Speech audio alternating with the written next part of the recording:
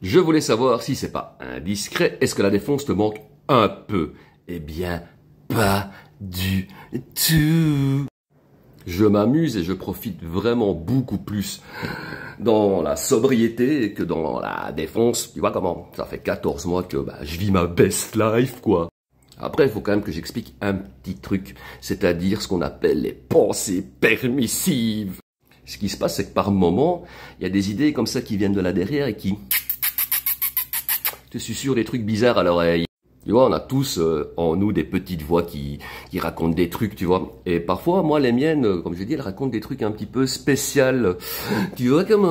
Parfois, elles sont occupées, tu vois, comme ça, là, derrière, à me dire « Allez, mais quand même, on s'amusait bien, non, à l'époque, mon pote, allez, quoi? Appelle machin, appelle bidule, tu te rappelles quand même bien qu'on a bien rigolé à tel concert, à tel festival, à telle soirée, chez un tel, qu'on a été là-bas, blablabla. » Tu vois, en fait, ton cerveau, il se rappelle...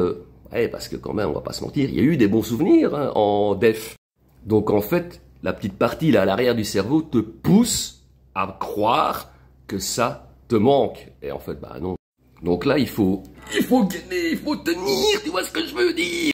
Et ça, quand ça arrive, il vaut mieux changer son fusil d'épaule et plutôt se rappeler des mauvais souvenirs.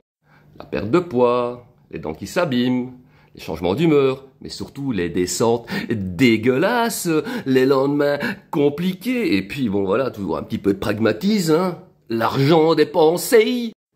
Quand on est en période de sevrage, et même après, il faut développer des stratégies pour lutter contre ce genre d'idées donc permissives. Parce que la vérité, c'est des idées, des phrases très précises, et c'est même parfois des flashbacks visuels qui te reviennent comme ça, boum, en pleine tronche. En fait, ce que je me dis souvent, quand ce genre de truc spécial arrive, c'est qu'au final, ce genre de choses, ça fait partie du deal, quand t'arrêtes, quand t'es en sevrage et que t'es en stabilisation d'abstinence, etc., etc. Donc voilà, moi je trouve qu'il faut accepter que ça va arriver, il faut accepter la situation, et là, ça va être un petit peu plus facile à gérer. Je vais pas aller jusqu'à dire que c'est two finger in the nose, mais en tout cas, ça facilite quand même vachement la vie.